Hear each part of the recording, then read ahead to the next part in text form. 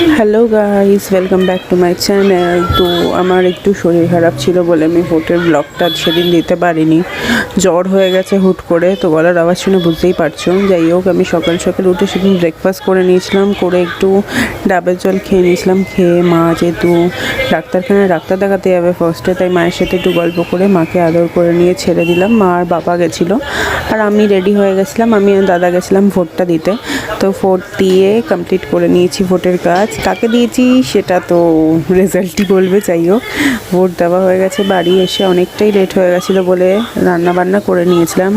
যেহেতু আমরা এখন কিছুদিন নিরামিষ খাচ্ছি একটু পার্সোনাল কারণের জন্য, তাই নিরামিষের মধ্যে পাঁচ তরকারি আর শাক আর ডাল করে নিয়েছিলাম। অনেকটাই লেট হয়ে গেছিলো। তারপর স্নান টান সেরে নিয়ে আমি দুপুরে খেতে বসে গেছিলাম। বহুত খিদে পেয়েছিল। খাওয়া দাওয়া কমপ্লিট করে একটু ঘুম দিয়ে তারপর সন্ধেবেলা একটু চা নিয়ে বসেছিলাম, লেবু চা। ততক্ষণে দেখি আমার ছোটো কাকা ছোটো কাকিরা এসছে মার সাথে দেখা করতে। তাদের সাথেই একটু গল্প টল্প করছিলাম। তার কিছুক্ষণ পরেই একটু রাত হতে না হতেই দেখি বৃষ্টি শুরু হয়ে গেছে। তো আজকের জন্য এইটুকুই থাক। তোমাদের সাথে আবার নেক্সট ভিডিওতে দেখা হবে। টাটা।